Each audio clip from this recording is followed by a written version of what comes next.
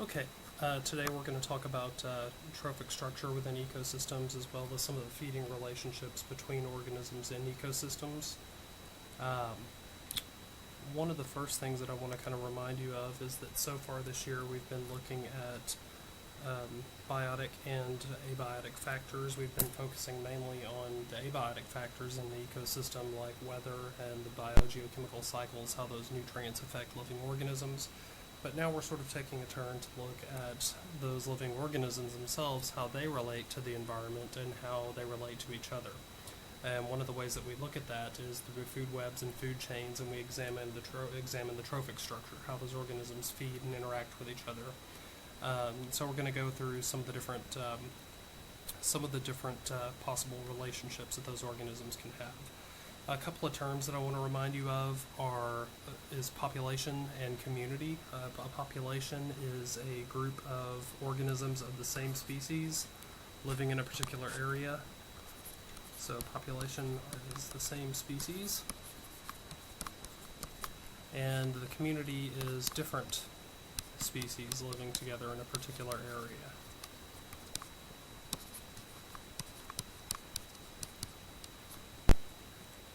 Okay.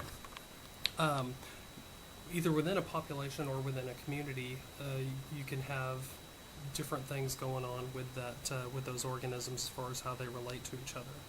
Some of the some of the ways that they relate to each other you see on the screen here. Let's start off by defining the word symbiosis. Symbiosis is simply a relationship between two different species, and that relationship can be good, bad, or neither. And so let's look at some of these. The first one I want to talk about is mutualism. Mutualism is a relationship between two species in which both organisms benefit.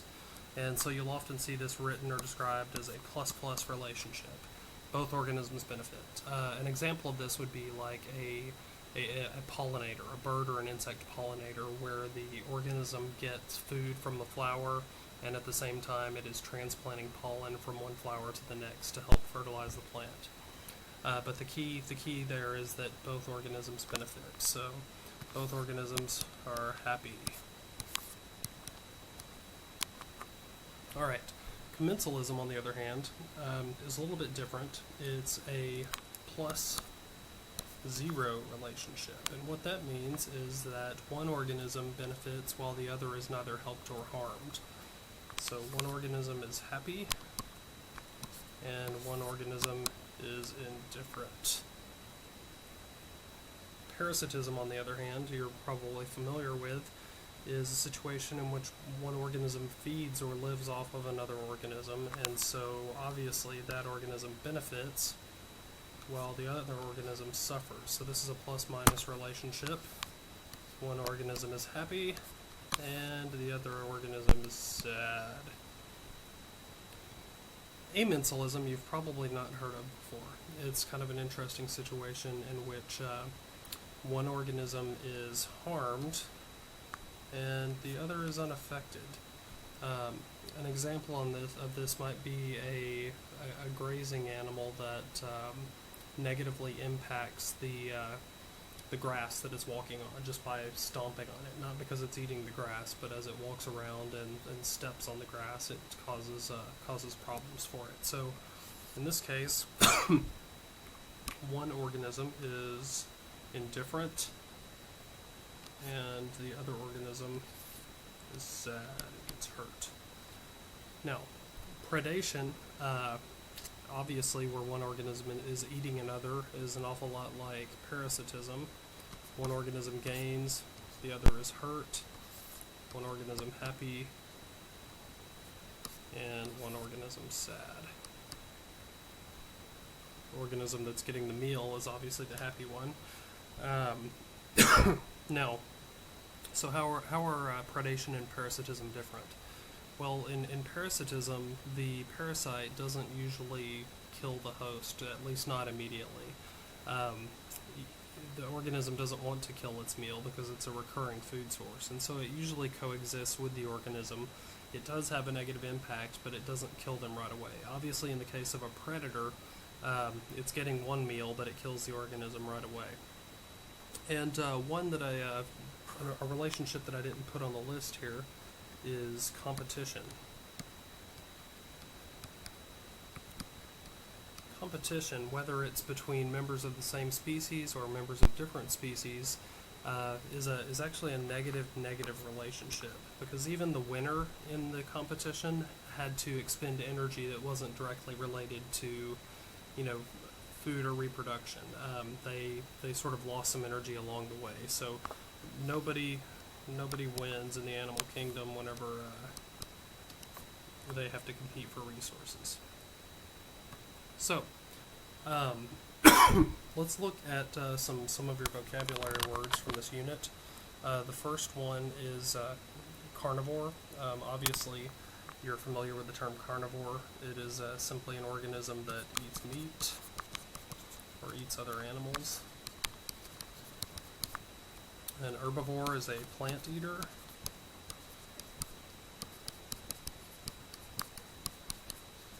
And then an omnivore, as you know, is an organism that eats both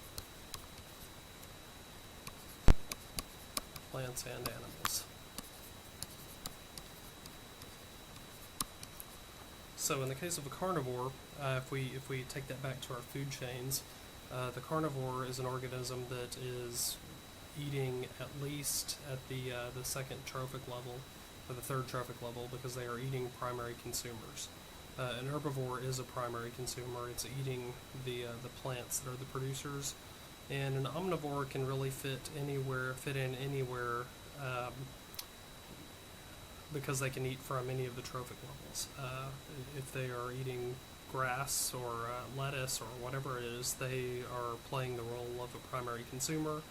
But then if they turn around and eat meat, then they're playing the role of a secondary or possibly even tertiary consumer, depending on the organism that's being consumed. Okay, autotrophs and heterotrophs. An autotroph is an organism that makes its own food. We also call those producers.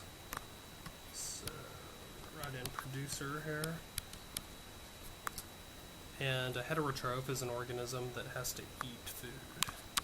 Has to eat something. It can't make its own food. A couple of different types of autotrophs. The photoautotroph. These are organisms that do photosynthesis.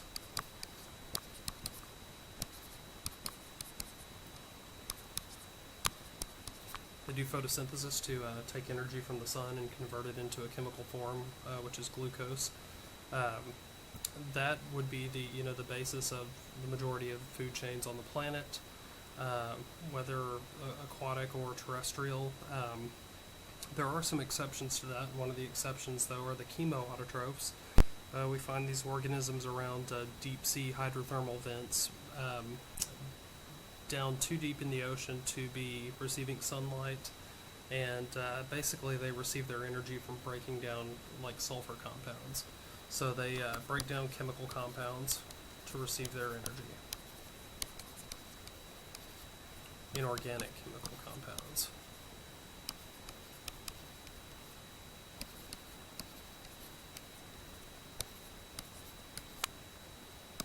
Okay.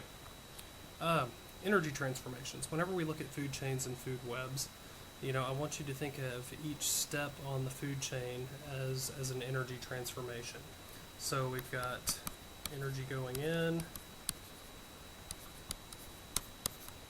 and at each trophic level,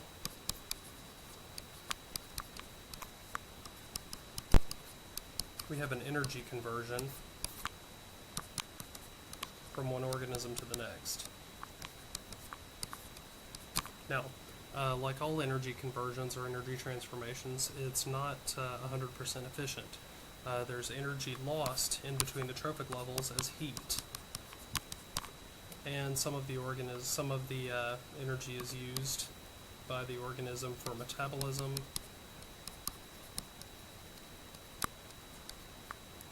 Only about 10% of the energy that's available at one trophic level actually makes it to the next trophic level in the form of biomass.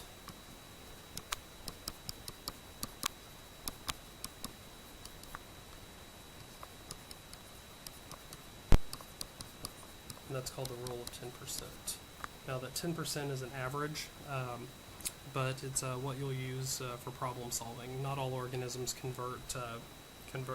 do these energy transformations at the same level of efficiency.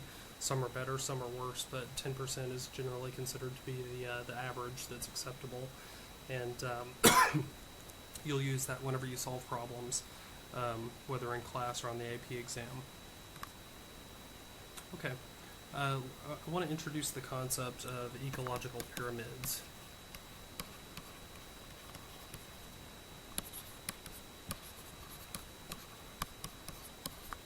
There are three different ecological pyramids. There is the pyramid of numbers, which shows how many organisms are at each trophic level within a given ecosystem. There is the pyramid of energy, which shows you how much energy is available at each trophic level. That's often given in joules or calories. And then we have a pyramid of biomass, which shows us how much biomass is available at any given trophic level. And biomass would be the amount of organic material found in the organisms at each trophic level. So, the pyramid of energy is always going to look like a pyramid. It takes a large number of producers to support a few tertiary consumers. Because of that rule of 10%, that only 10% of the energy moves on from one trophic level to the next. The pyramids of biomass and numbers don't always look like a nice, neat pyramid because you might have a situation like in a large tree where you have a large oak tree that is acting as the producer in a small ecosystem, and then you have a lot of herbivores and secondary and even tertiary consumers that live within that one tree. So, you might have, if it was a pyramid of numbers, you would have one tree, and then the pyramid would go upside down as you have higher numbers of herbivores and then secondary consumers living in and off of that tree. In the biomass pyramid, you can have some unique situations like in aquatic ecosystems where you have algae that might not represent that are the producers, but might not represent a really large amount of biomass at any given one point. And so if you were to go out and sample, a particular part of the ocean, it might not look like there was enough algae to support the food chain that's in place. But the algae have such a fast or a high reproductive rate, and they have a short generation time, so they're constantly replenishing themselves. So at any given moment, there might not be, it might not look like there's enough biomass to support the ecosystem, but because they turn over so rapidly, there's always plenty of algae to support the ecosystem. And so those three are called ecological pyramids, and again, we've got the pyramid of numbers, the pyramid of energy, and the pyramid of biomass. And lastly, I want to just briefly mention the concept of a food web. You have food chains and food webs. A food chain, as we know from class, is a linear feeding relationship where we show, one producer being fed on by, one primary consumer that's being fed on by another secondary consumer. But it's linear, and it shows single organisms. For example, the plant is eaten by a mouse, is eaten by a hawk. A food web is a little more inclusive, and it shows, a lot of feeding relationships within a given ecosystem. So you've got arrows going everywhere. You have the concept of decomposers being introduced as part of the food web to return nutrients and to the soil, or to the water in the case of this aquatic ecosystem. So these are the main concepts within food chains and food webs. One thing that I want to remind you of is the direction of arrows in food chains and food webs. The direction of the arrow is always in the direction of the energy flow. So we go, whatever is being eaten, the energy is leaving that organism and going to the organism that's doing the eating, not the other way around. And you see that here in the picture of the food web. The phytoplankton are being eaten by the zooplankton, which are being eaten by the small fish, which are being eaten by the large fish, which in turn are eaten by the shark, which in turn is eaten by the decomposers. The arrows are always flowing in the direction of energy flow.